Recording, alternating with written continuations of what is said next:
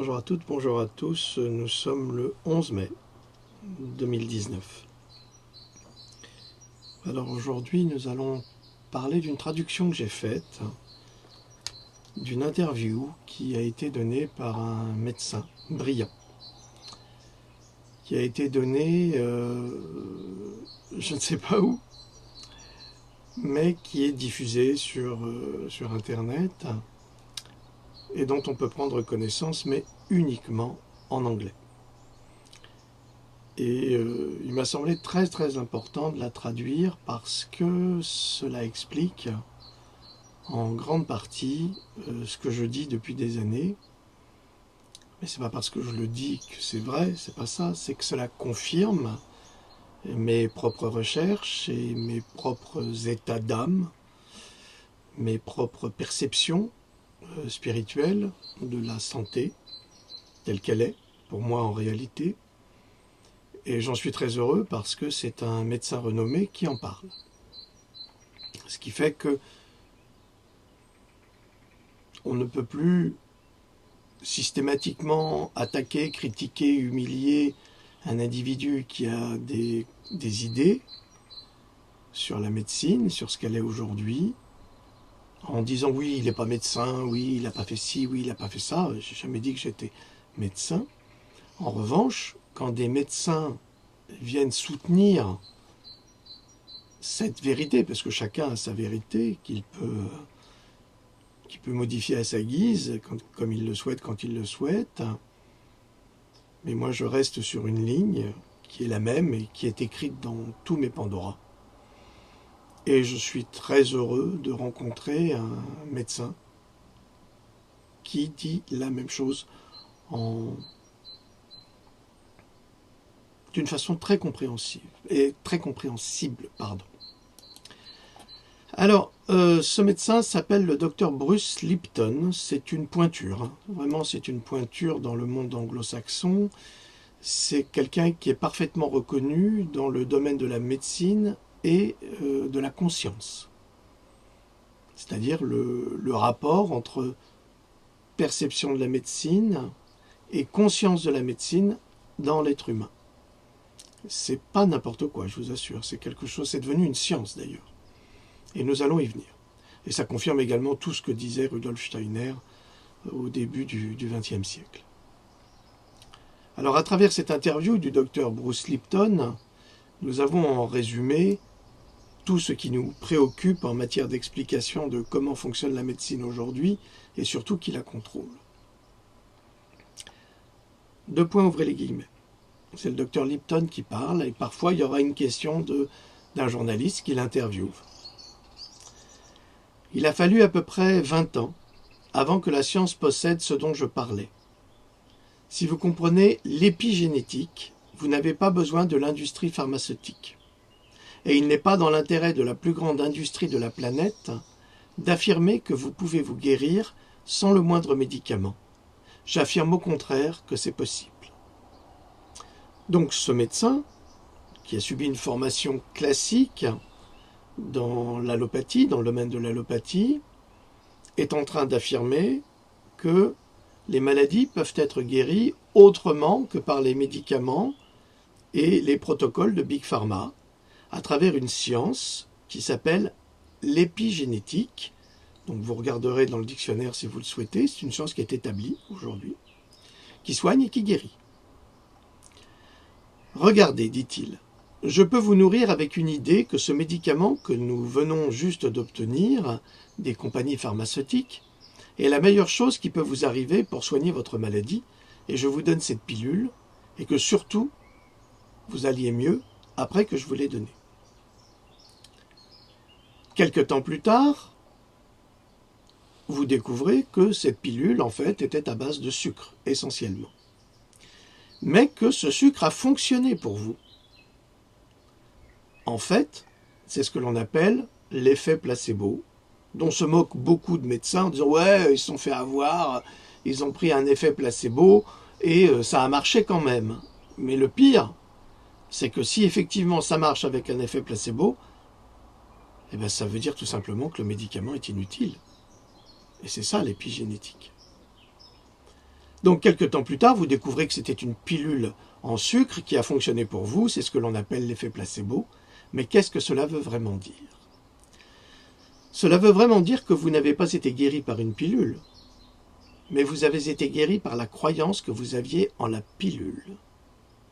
Il y a au moins un quart, au minimum, un quart de toutes les interventions médicales qui sont un effet placebo quand la guérison arrive.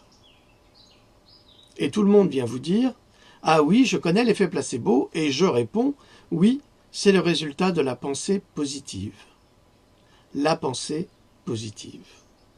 On en parle depuis quelques années déjà, du fait que la pensée positive peut influencer votre état de santé. Alors si vous êtes dépressif, lié à des problèmes d'intestin, et si vous avez d'autres pathologies, il est certain que vous aurez des pensées négatives. Donc on va d'abord soigner l'intestin pour rétablir l'équilibre entre l'intestin et le cerveau, et ensuite vous allez développer des pensées positives et vous allez vous soigner. C'est pour ça qu'il faut s'éloigner le plus possible de personnes qui ont des pensées négatives. Et nous allons y venir. Et que dire de la pensée négative? Et c'est justement ce dont nous ne parlons pas. Mais dans la réalité, cela a exactement le même pouvoir que dans l'affection de votre biologie, tout comme la pensée positive qui agit dans la direction opposée. Une pensée négative est appelée effet nocebo. Alors, placebo, nocebo, qui peut causer n'importe quelle maladie et vous faire mourir si vous pensez que vous allez mourir. Vous pouvez mourir de cette simple croyance. En conséquence, nous devons être très prudents parce que les psychanalystes vont nous dire que plus de 70% ou plus de nos pensées négatives et redondantes, à mesure que nous en sommes submergés, n'ont pas d'action sur notre santé. Alors, si les pensées n'ont rien à voir avec notre santé, ok. Mais les pensées positives ou négatives structurent malgré tout notre biologie. Donc vous avez bien compris que le fait d'influencer soi-même sa biologie est possible en envoyant des messages soit positifs, soit négatifs. Quand les messages sont négatifs, c'est que vous vous répétez sans arrêt que vous allez mourir, que cette maladie va vous tuer. Et effectivement, elle va vous tuer parce que vous vous laissez tuer par la maladie. Si vous vous battez en disant « ben non, la maladie ne va pas me tuer, je suis plus fort que la maladie, je vais la combattre et je vais la détruire », eh bien vous la détruirez.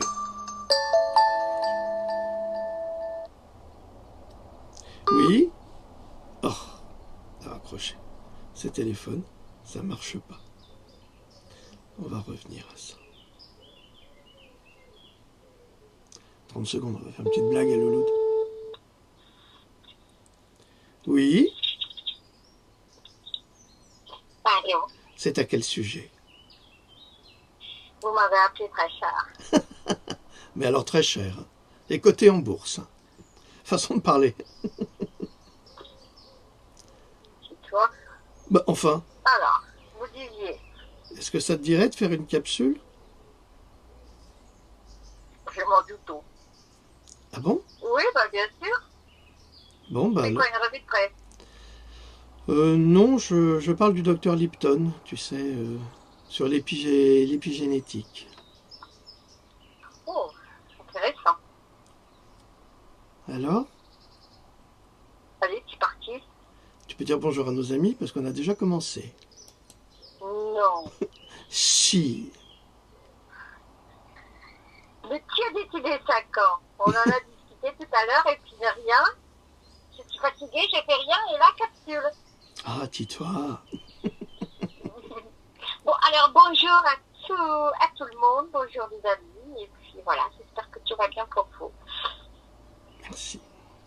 Tu fais pas la vaisselle et la cuisine, là? Bah, tu sais bien, je n'ai fini. Bon, très bien. Comme ça, on peut Je laisser... suis dans le fauteuil, sur le fauteuil, voilà. Bon, très Allez. bien. Avec les cas. Ok, ça marche. Ah, ça, c'est obligé. Alors, c'est parti. Donc, le docteur Lipton disait que les pensées positives peuvent vous amener vers la guérison et les pensées négatives peuvent vous amener 3 pieds sous terre dans une caisse en bois, en sapin ou dans un crématorium. Alors il rajoute, ne serait-il pas temps de se réveiller? Ça, évidemment, ça remet tout ce qu'on nous a appris depuis que nous sommes nés sur la médecine, le soin, se faire soigner sans poser de questions. Cela remet tout en question. Et c'est ce que j'essaye d'expliquer depuis de nombreuses années.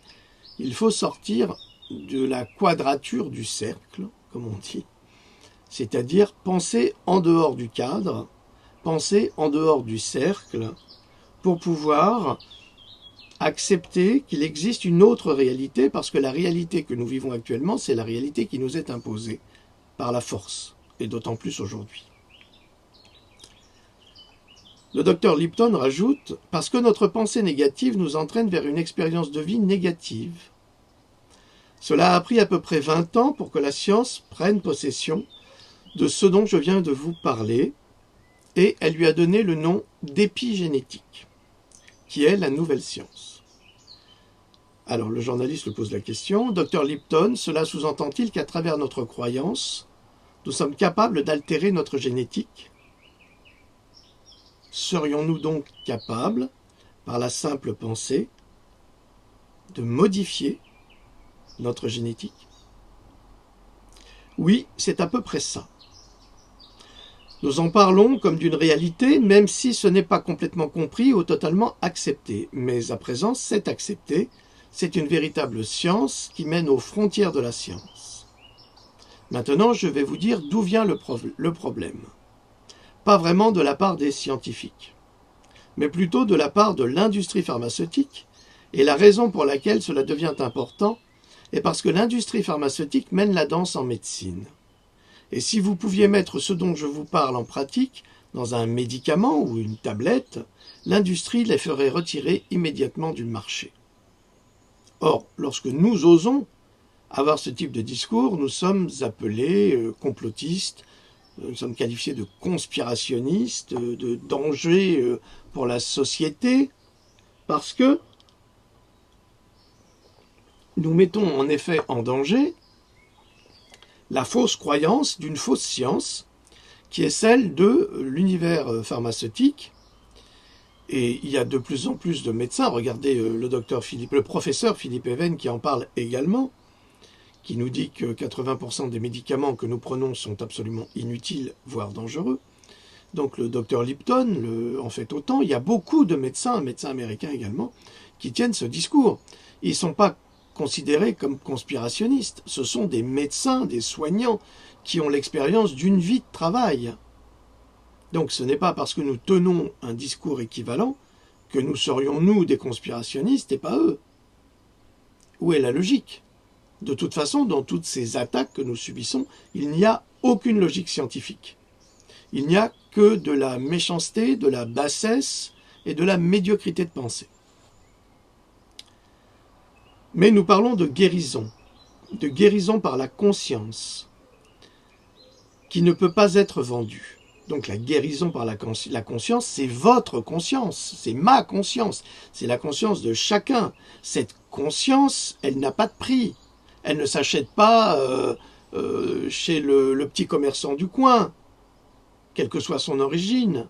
« Ah, je voudrais 1 kilo de conscience, s'il vous plaît. » Ça ne marche pas comme ça. La conscience, tout le monde l'a. Tout le monde peut l'avoir. Elle ne s'achète pas non plus dans les universités. On n'a pas un diplôme de conscience. On ne peut pas donner des cours de conscience. C'est absolument aberrant. Aberrant, ça veut dire vendre de la conscience. C'est une escroquerie pure et simple. Tous ces séminaires d'éveil de conscience. Mais écoutez, vous êtes conscient quand vous voyez un enfant souffrir. Vous êtes conscient quand vous voyez votre enfant qui était en très bonne santé et qui, après un ROR, par exemple, se retrouve autiste ou invalidé. Ou, à travers un rappel contre le tétanos, se retrouve avec un Guillain-Barré. Ou paralysé avec un HPV pour les jeunes filles. Vous êtes conscient. Vous n'avez pas besoin de prendre des cours pour prendre conscience de l'accident et de la modification qu'a apporté ces vaccins criminels, assassins, meurtriers, sur vos enfants. Donc la conscience, ça ne s'achète pas. C'est chacun qui a sa conscience. Or, c'est un choix de chacun de décider d'ouvrir sa conscience à une autre réalité, de se dire que tout ce qu'on m'a appris est un mensonge et qu'aujourd'hui je le refuse. Je refuse absolument cette pratique et ce matraquage du mensonge dans ma société en disant que ma vie est autre chose et ne leur appartient pas. C'est cela, la prise de conscience. Mais nous parlons de guérison par la conscience qui ne peut pas être vendue, ce qui aboutit à l'absolu désintéressement de l'empire pharmaceutique, évidemment. Évidemment, l'empire pharmaceutique méprise ce type de guérison. Alors qu'à travers leur argent, enfin son argent à cet empire pharmaceutique, qui a un pouvoir massif, une petite faute de grammaire là, et qui va jusqu'à déterminer le programme des études médicales des écoles de médecine. Parce que c'est cela, l'empire pharmaceutique. C'est l'empire pharmaceutique qui détermine le programme des études de médecine. Et ensuite, vous avez des jeunes médecins bien formatés qui répètent ce qu'on leur a appris et qui vont vous dire « bah oui, il faut vacciner absolument, oui, c'est indispensable », alors qu'ils n'ont aucune preuve scientifique que ça fonctionne, puisque les preuves sont bidonnées de la part des laboratoires, nous le savons. Vous avez bien vu là dernièrement avec Coca-Cola, qui a, comme Monsanto, ils font la même chose, ils achètent des fausses études favorables à leurs produits. Et je vous signale que Coca-Cola, de toute façon, c'est propriété de Monsanto. Une des choses dont les laboratoires essayent de se débarrasser, ce sont les patients qui répondent à l'effet placebo. Parce que l'effet placebo perturbe les données des tests officiels. Et pour cause. Un fait tout simple est le suivant. Les gens pourront être contrariés de l'apprendre, mais un médicament comme le Prozac, d'après les tests de laboratoire, ne vaut pas mieux qu'une pilule remplie avec du sucre. Prozac, sucre. Vous voyez un petit peu, c'est le docteur Lipton qui le dit. Combien de milliards de dollars par jour sur cette planète sont dépensés pour l'achat du Prozac ou des pilules de statine? Les statines aident moins de 3% des patients qui les utilisent. Alors écoutez bien, les statines aident moins de 3% des patients qui les utilisent, et en fait, elles causent de dangereux effets secondaires qui sont dangereux et toxiques pour 23% d'entre eux. Alors où est le bénéfice? En conséquence, vous aidez 3% des patients et 23% sont empoisonnés par les statines. Ça veut dire que si personne ne prenait de statines, on n'aurait que 3% de personnes qui auraient des problèmes sur la planète. 3%, c'est infime sur 7,5 milliards d'êtres. Mais là, on en a quand même 23% qui en souffrent gravement. Depuis quand prenez-vous des statines, me demande-t-on. Mais surtout, la question à se poser est combien de temps avez-vous prévu de vivre? Les laboratoires sont des trafiquants de drogue. Regardez. Ils vous mettent une publicité toutes les 10 minutes à la télévision en présentant une nouvelle drogue et en nous mettant dans la tête « Votre vie ne fonctionne pas bien? Pas de problème. Regardez le bonheur des gens qui prennent ce médicament. Regardez comme ils sont heureux. » Et les gens croient à cette histoire alors que les médicaments tuent à peu près 300 000 personnes par an et tout le monde dit « Oh, mais c'est juste le prix à payer pour faire de la médecine. » Malgré cela, vous avez une guerre des médicaments qui tue soit 30 000 personnes par an, et soudainement vous avez une guerre parce que 30 000 personnes meurent, 300 000 personnes meurent. C'est le business habituel de l'industrie pharmaceutique. Docteur Lipton, comment briser ce cycle infernal? Comment combattre ce monopole pharmaceutique? Simplement en cessant d'acheter les produits. Et maintenant, vous allez me répondre, mais comment cesser d'acheter les médicaments? Eh bien, la réponse vous donnera le pouvoir sur vous-même, car vous êtes le seul qui contrôle tout ça. Chaque médicament qui vous affecte, vous devez comprendre cela, donc chaque médicament qui a une influence sur votre biologie, il faut le comprendre, et il donne un exemple. Si je prends un médicament qui a une influence sur moi, la raison pour laquelle cela m'affecte, que cela a un effet sur moi, c'est parce que j'ai un équivalent de cette drogue dans mon cerveau, dans ma propre biologie. Vous ne prenez pas un médicament qui a un effet sur vous sans avoir ce récepteur en vous. Vous avez une protéine réceptrice pour chaque médicament que vous ne prendrez jamais. Donc elles sont présentes, ces protéines. Ce serait d'ailleurs complètement fou. Si vous avez un récepteur pour ce médicament ou cette drogue, cela veut dire que ce récepteur est déjà présent parce que c'est une drogue naturelle. Donc prenons par exemple le fait de fumer de la marijuana. Les gens vous disent que c'est une drogue du tétrahydrocannabinol et devinez quoi, vous avez des récepteurs pour la gérer parce que vous fabriquez la vôtre naturellement. Alors l'idée est la suivante.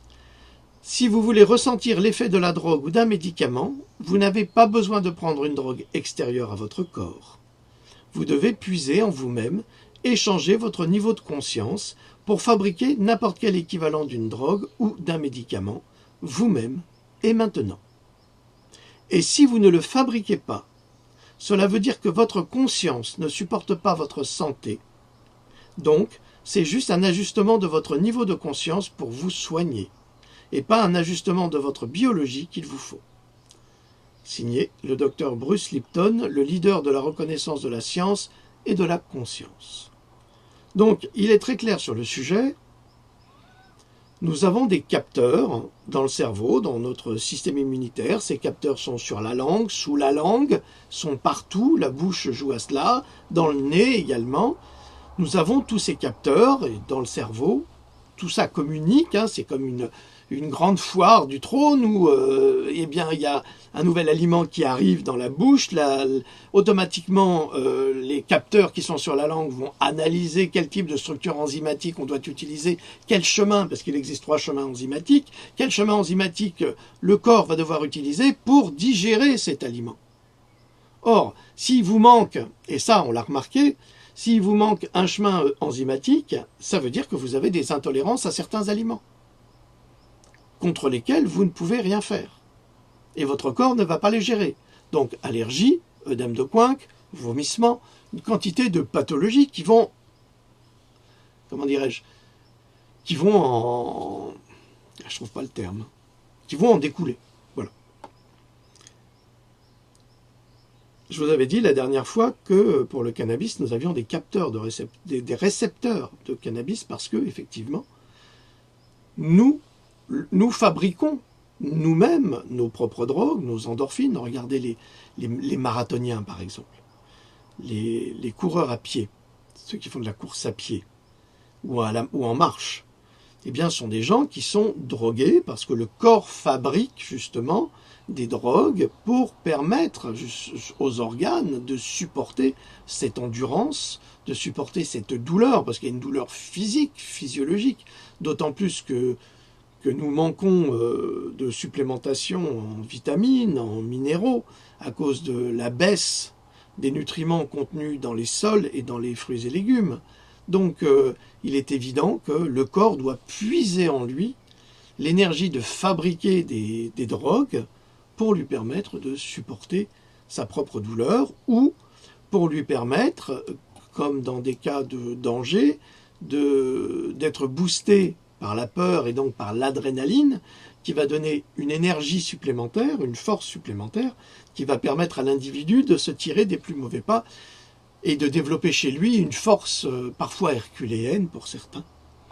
Donc voilà un petit peu cette traduction que j'ai pensé nécessaire de vous offrir pour que vous puissiez prendre conscience justement de ces niveaux de conscience qui ne sont pas inutiles, mais qui ont une véritable fonction. Et c'est là que, quand on réfléchit à cela, on s'aperçoit qu'on est manipulé d'une façon absolument épouvantable sur tout ce qui nous entoure. On est manipulé par la publicité. Alors on n'appelle pas ça de la manipulation, on appelle ça de la publicité. C'est la publicité. On dit oui, c'est de la réclame. La réclame, la publicité. Mais qu'est-ce que c'est? C'est de la manipulation. C'est-à-dire qu'on va nous manipuler en nous montrant des images qui vont nous faire croire que le produit qui nous est présenté va nous apporter un bonheur intense. Un bonheur gustatif, un bonheur physique, un bonheur médical. On peut y croire ou pas. il y a une pub pour une crème anti-inflammatoire où vous voyez un couple, la femme souffre terriblement, sans doute d'arthrose du genou, mais dès qu'elle prend sa crème anti-inflammatoire qu'elle se met sur le genou, elle a plus mal et elle dépasse son mari en vélo. Et l'autre se dit ah ben il va falloir que j'enlève la selle pour aller plus vite. Et moi j'ai pas de crème. Après t'en mettras, c'est sûr. C'est Loulou de se marre. Moi, j'aurais préféré que ce soit elle qui enlève la selle. Loulou te montre qu'elle est très coquine en ce moment. Je sais pas ce qu'elle a. On verra ça plus tard.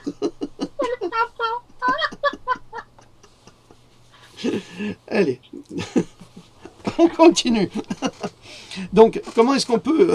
C'était toi, Loulou. Comment est-ce qu'on peut imaginer que si vous avez de l'arthrose du genou, une simple crème anti-inflammatoire va vous permettre de pédaler pendant 10 km et de rentrer chez vous toute guillerette ou toute guilleret, tout simplement, en vous disant « Ah, j'ai plus mal !» Et puis, quand l'effet de la crème va partir, eh ben, la douleur va revenir. Eh ben, ça, c'est tout Big Pharma. Ça veut dire que on va soulager un moment sans tenir compte de la pathologie. C'est-à-dire qu'on va dire « Bah non, on est désolé, mais pour votre arthrose, on ne peut rien faire. Vous l'avez, c'est trop tard, c'est terminé. Il fallait marcher plus quand vous étiez plus jeune, il ne fallait pas rester trop assis, il fallait manger moins, il fallait ci, il fallait ça. Bip, bip, bip, bip. En revanche, si vous modifiez votre régime alimentaire, eh ben vous pouvez largement améliorer votre arthrose. Si vous prenez par exemple du cannabis, du THC, je crois que c'est celui-là ou c'est l'autre. Oh, ben, il y a des spécialistes, ils me corrigeront. Aujourd'hui, dans certains pays d'Europe, comme l'Espagne, l'Italie, la Suisse, on peut acheter du THC donc, pour sa santé. Et il y a des personnes qui souffraient d'arthrose et qui ont été extrêmement soulagées par la prise de ces médicaments. Et évidemment, il faut l'allier à un régime qui n'est pas inflammatoire, supprimer tout le lactose. Je suis désolé pour l'industrie du lait, mais l'industrie du lait, c'est très mauvais. C'est très mauvais pour la santé, même si c'est délicieux. Il est certain que le chocolat sans lait, je vous signale quand même que à l'origine, le chocolat se faisait à l'eau. Oui, à l'eau. On peut. Il y a quelqu'un. Oui, monsieur Macadini. Oui, on peut, madame, on peut tout. Donc, à l'origine, le chocolat se faisait à l'eau, et puis ils ont décidé de le faire au lait. Olé. Et puis c'est parti. Ah, il est drôle aujourd'hui. On l'a fait à l'espagnol, on va vous faire un chocolat au lait. Et comme à Cuba, on fait du cacao, et vous comprenez, c'est comme ça. Donc... un peu d'humour, ça ne fait de mal à personne, surtout dans la situation actuelle qui est relativement dramatique. Mais mieux vaut en rire qu'en pleurer. Donc, pour toutes ces personnes qui souffrent d'arthrose du genou, du coude ou je ne sais quoi, ou ceux du gouvernement qui souffrent d'arthrose du poignet, on se demande pourquoi. Eh bien, arrêtez le lactose, ça améliorera votre condition et commencez à manger bio et à cesser d'aller au resto et de manger des nourritures qui sont cuisinées avec des produits dont on ne connaît pas l'origine et qui sont inévitablement pollués par des pesticides. Alors, ils sont déjà pollués à travers les nanotechnologies qui nous sont envoyées grâce à l'ONU, bien sûr, et à tout le trafic d'aviation. Alors, ne dites pas maintenant que c'est du complotisme, puisque l'État et l'ONU a reconnu cela, même la NASA l'a reconnu. Donc, j'ai écrit un livre là-dessus, c'était Pandora 2, où je donne des informations très importantes sur ce qu'il y avait à l'époque, il y a 5 ans, dans les chemtrails. Mais maintenant, ils ont créé de nouveaux chemtrails qui sont extrêmement efficaces et qui s'épandent beaucoup plus rapidement qu'il y a 5 ans. Il y a 5 ans, ça prenait du temps pour l'épandage, mais maintenant, on appelle ça des chembombes, c'est-à-dire des chemical trails, c'est des traînées chimiques, et maintenant, c'est des chembombes, des chemical bombs, C'est-à-dire que ça va se faire très rapidement. Ça va se dissoudre très rapidement et c'est plein de nanotechnologie. Et la secrétaire de mon dentiste me disait il y a quelques jours, vous avez vu dans le Jura, il a neigé du plastique. Alors j'ai dit ben non, c'est pas du plastique, c'est des polymères et ce sont des nanotechnologies. Et ces polymères sont ces fils qu'on voit pendre des arbres qui sont sur les herbes. Quand on se met sous un certain angle avec la lumière, on voit une quantité de fils transparents qui sont des polymères et vous pouvez passer le briquet dessus, ça ne brûle pas. Ah non, ça ne brûle pas, ça se recroqueville comme du plastique brûlé. Eh bien, ça, ce sont des polluants et ça va polluer nos sols, ça va polluer nos plants. Il faut savoir qu'il y a énormément d'aluminium qui est vaporisé de la même façon. Et cet aluminium va nécroser les plantes et donc les détruire. Il y a des États aux États-Unis où les arbres sont les arbustes, donc les arbustes en général sont beaucoup plus résistants. Eh bien, ils sont complètement nécrosés, ils sont morts. Et on ne peut rien faire. Il y a 5 ans déjà, Monsanto avait prévu un gazon qui résiste à l'aluminium. Comment est-ce que cette entreprise du crime organisé, parce que c'est exactement cela, c'est du crime de l'humanité organisé, comment envisager de créer un gazon qui résiste à l'aluminium alors que seuls les spécialistes comme nous, qui l'étions à l'époque, savions que l'aluminium tombait du ciel à travers les chemtrails. Ça veut bien dire que Monsanto est partie prenante dans cette histoire. C'est ça que ça veut dire.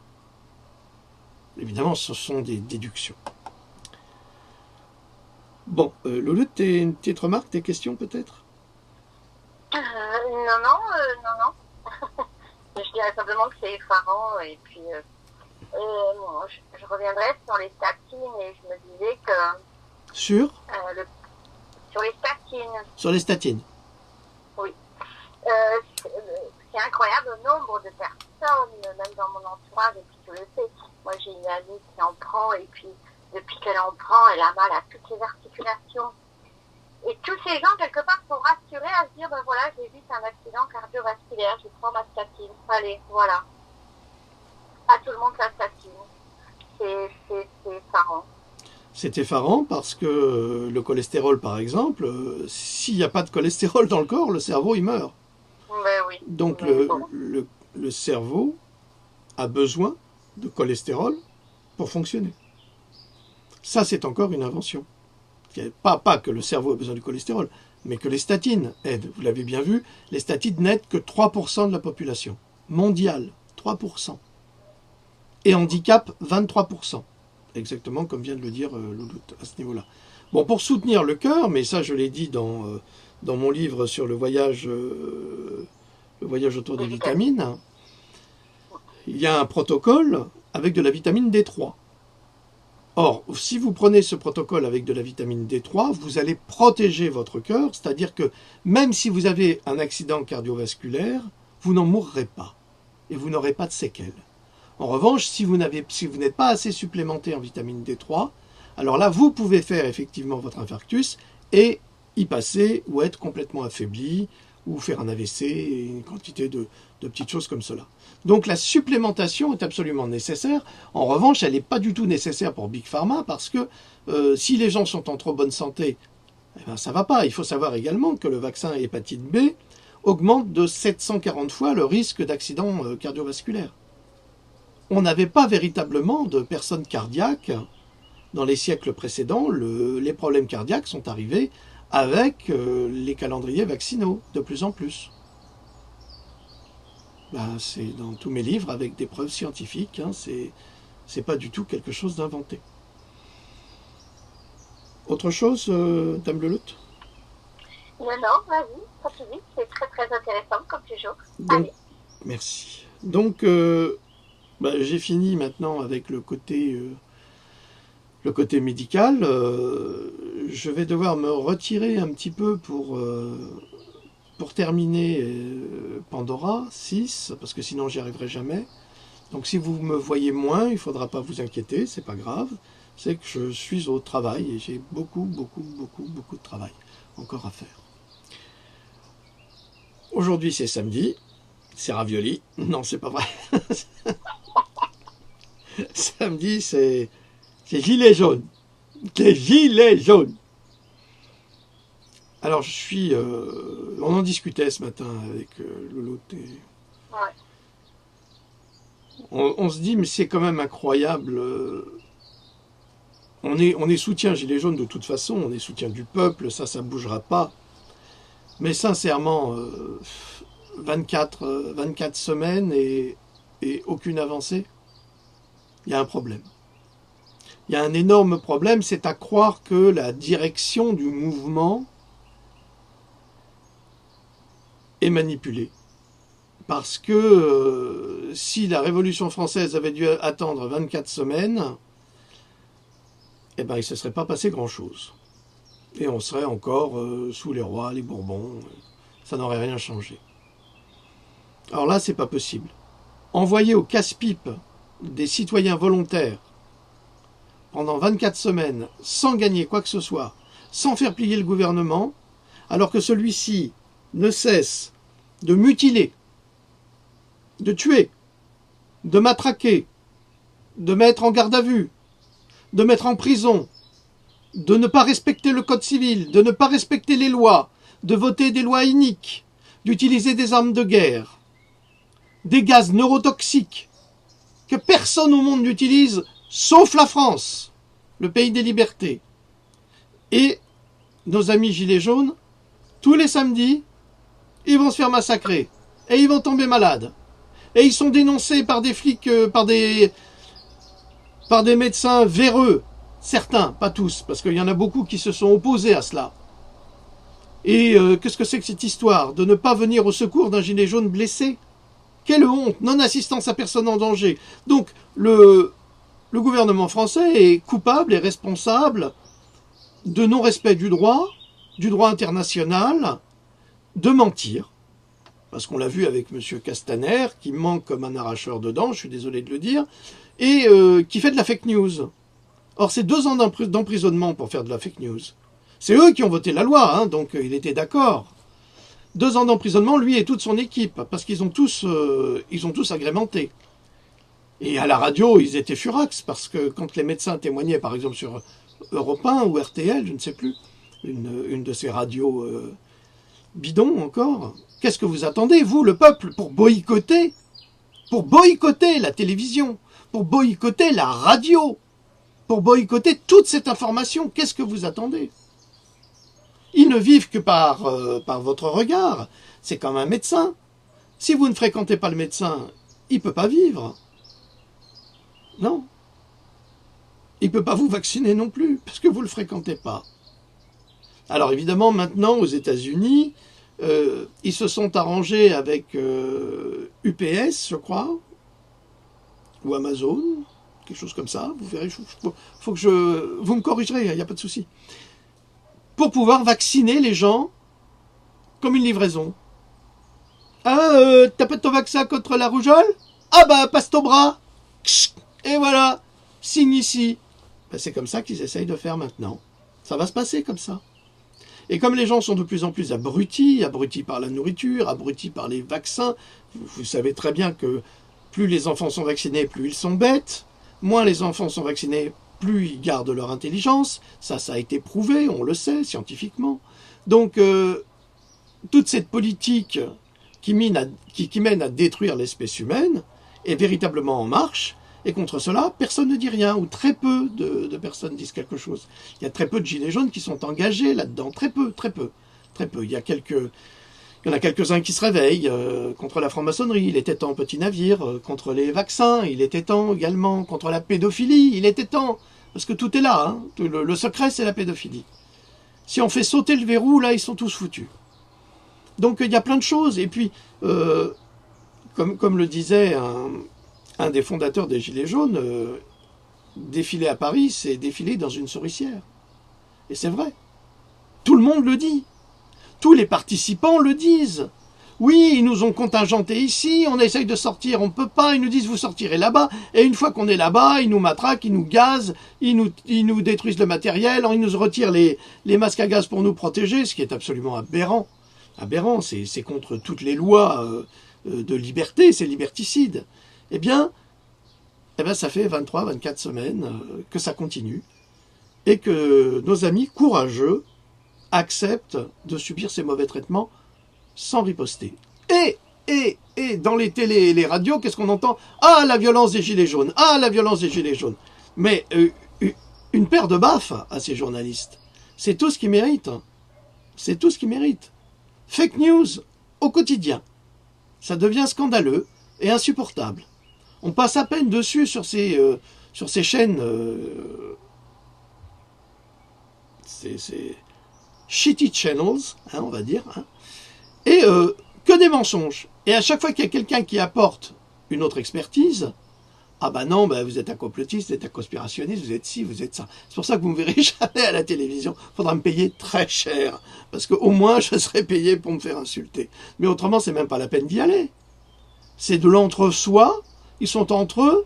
Ils discutent entre eux. Oui, c'est scandaleux. Pénétrer dans un hôpital, c'est scandaleux. Il n'y a personne qui a pénétré dans un hôpital.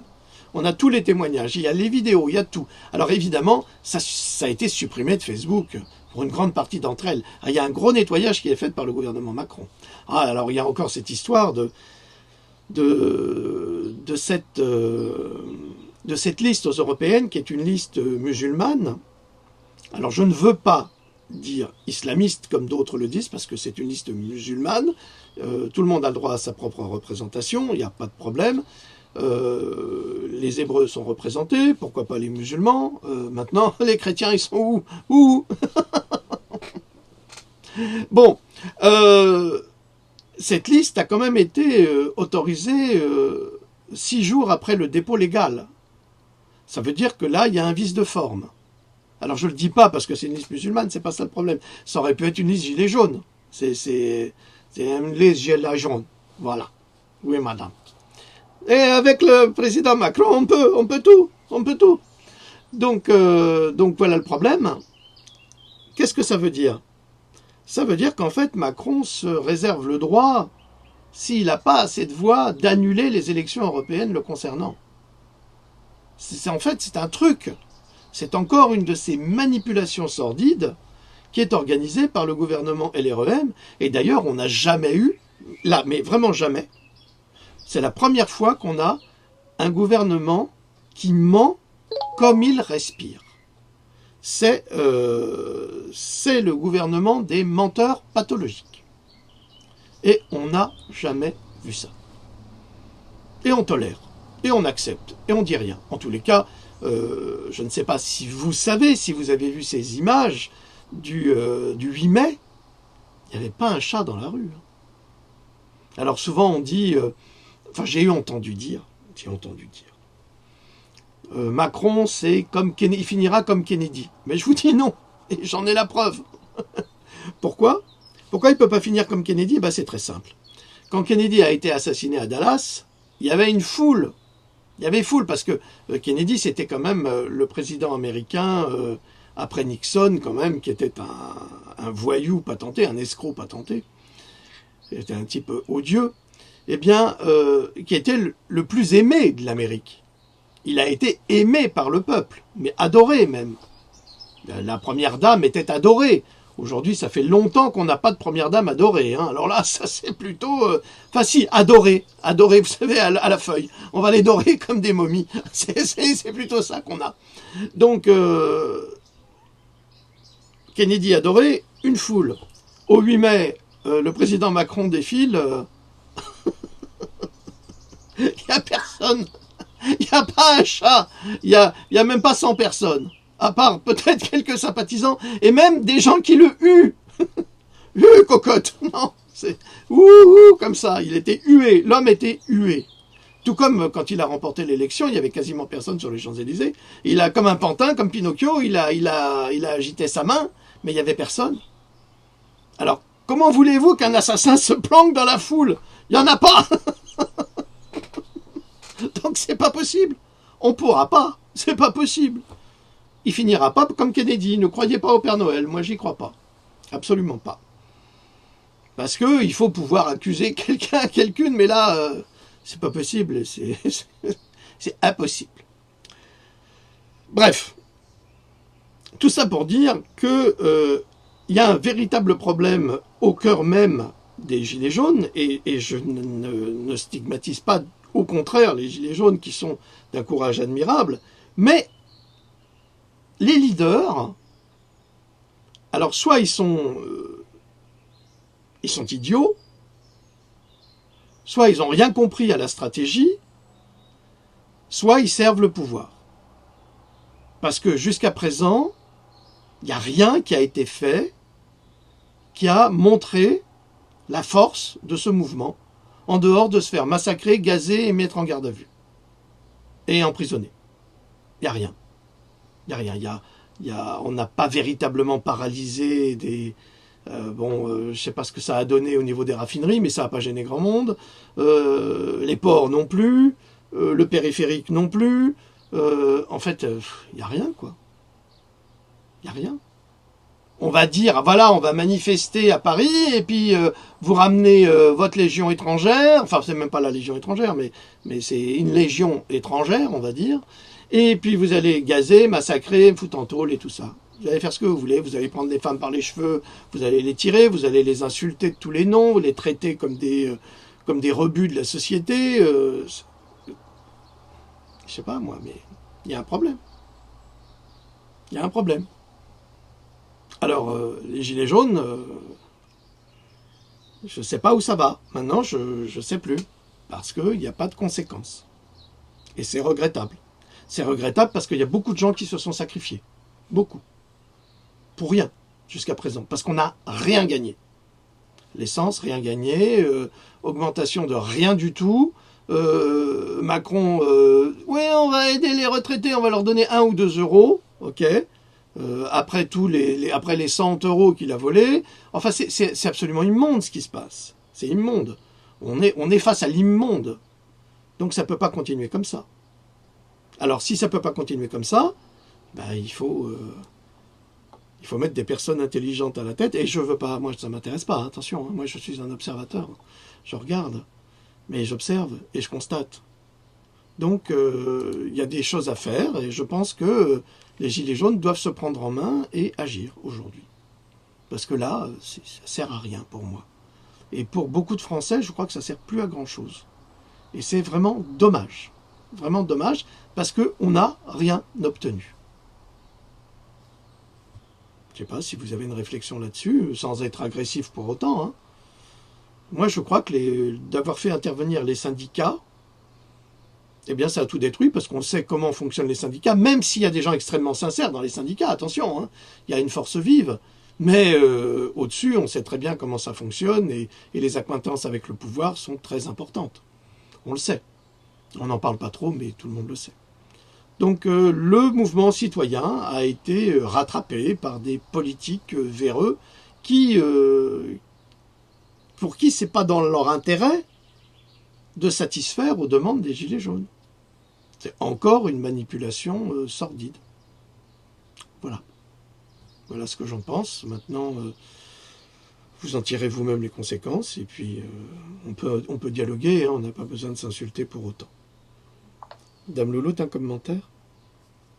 Non, comme tu dis, chacun en tire après sa conclusion. Et puis voilà, non, rien, c'est bien. C'est bien. Au revoir. Au revoir. Tu as remarqué comment pas un bruit aujourd'hui. Ah oui, c'est un miracle. Même les chiens n'aboient pas. Ils sont endormis. Non, Ils écoutent les petits oiseaux. Très bien. Ben écoutez, comme on dit en anglais, I rest my case. J'ai terminé. J'espère que ça vous aura informé, que vous ferez les bons choix, comme nous devons faire tous les bons choix. Mais jusqu'à présent, on est assez mal barré. Et moi, j'attends toujours cette crise économique qui va nous tomber sur le coin de la figure. Et ils le savent, et tout est prévu. Et les Gilets jaunes ont bien masqué la réalité. Et la ruine de la Deutsche Bank, qui va ruiner toutes les banques européennes. Mais il y a des économistes extrêmement doués, des gens très performants comme il s'appelle Pierre Jovanovic, qui est un homme remarquable et qui a tout expliqué, qui explique tout, et c'est assez remarquable. Regardez sa chaîne, c'est un homme brillant, et c'est pas le seul, hein. Il y a Olivier Demeurant, non, c'est pas lui, non. Il y en a un autre aussi, qui a été viré des chaînes télé, parce qu'il disait la vérité. Je sais plus, je reçois sa lettre sur Internet, mais je me souviens plus toujours des noms. Voilà, informez-vous, éveillez-vous, comme le dit le docteur Lipton, pas avec du thé Lipton, hein. On va pas leur faire de la pub. Ah, c'est le thé de l'éveil. Non, ce n'est pas le thé de l'éveil. C'est pas celui-là qu'il faut prendre. Non, c'est pas celui-là. Enfin, si vous voulez, mais c'est pas celui-là que je prendrai. Voilà. Prenez des thés bio, si tant est qu'il existe encore du bio dans le thé ou dans le café. Je crois pas trop. J'ai un ami torréfacteur, lui, ça le fait un peu rire, mais enfin, c'est son métier. Il le sait sans doute mieux que moi.